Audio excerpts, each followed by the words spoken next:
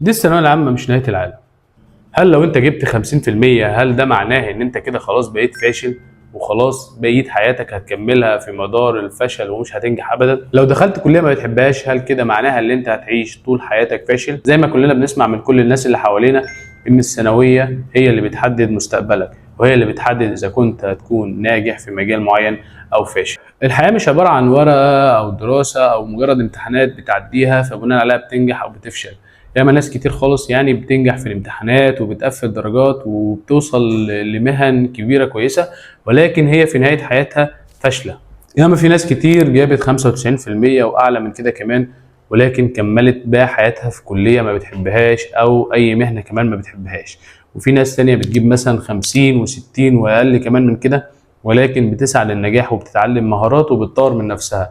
فالناس دي بتوصل في نهاية حياتها. من أكتر الأمثلة الواقعية عن الناس اللي دايما بتنجح في حياتها بغض النظر عن مجموعها في الثانوية أو حالتها أصلا في التعليم، منهم شخص زي ستيف جوبز مثلا، أسس شركته وبناها وكبرها والشخص ده ما كملش جامعة.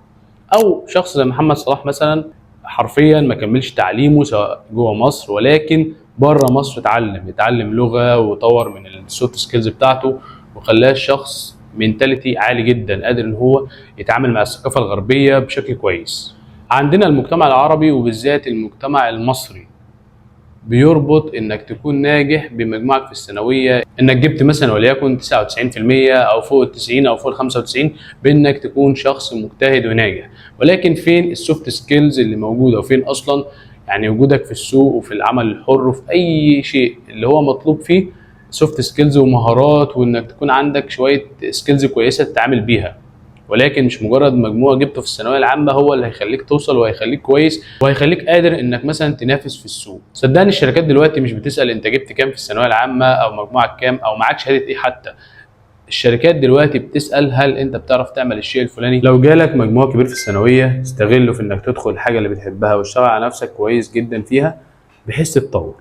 ولكن لو انت زي معظم الناس وزي ناس كتير ما جالكش المجموع اللي كنت بتتمناه، يا ترى هتعمل ايه؟ اول حاجه ما تقعدش تندب وما تقعدش تبكي على اللي فاتك وخلاص المجموع اللي جه واحمد ربنا عليه. ابدا في تعلم مهارات او سوفت سكيلز تفيدك في سوق العمل. ابدا مثلا بانك تتعلم تصميم جرافيكس، اي حاجه برمجه، اي شيء ابدا تعلمه. وباذن الله بعد ما تتعلمه وتتقن الشيء ده او تبدا فيه هتلاقي فرصه شغل بعد فتره وهتتطور فيه باذن الله. ولكن لازم تبدا، ومش تستنى لما حد يديك الاذن انك تبدا، لا، حاول انت مع نفسك تبدا بالشيء ده وتحاول توصل فيه لدرجه كويسه. ما تركزش قوي على اللي فات الا وهو مجموع الثانويه، خلاص اركنه على جنب وحاول قدر الامكان تتعلم سوفت سكيلز. وفي حاجه كمان حابب انوه عليها جدا، اوعى تقارن نفسك باي شخص من الاشخاص.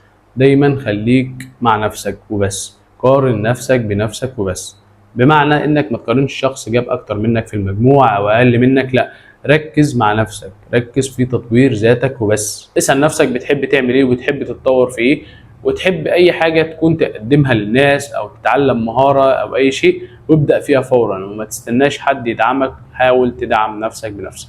ودي رساله حابه اوجهها مثلا لابائنا وامهاتنا، حاولوا قدر الامكان تدعموا اولادكم او بناتكم في الثانويه العامه وتفهموهم ان الثانويه العامه ما هياش نهايه المطاف. بالعكس دي محطه معينه بتوصل فيها لوقت معين بتوصلك لحاجه معينه، وبعد كده بتركب محطه تانية وهكذا وهكذا، وهي كده الحياه عموما اصلا. حاولوا تدعموهم وفي نفس الوقت ما تحسسهمش ان الثانويه هي نهايه المطاف واللي ما جابش في الثانويه خلاص انت كده فشلت.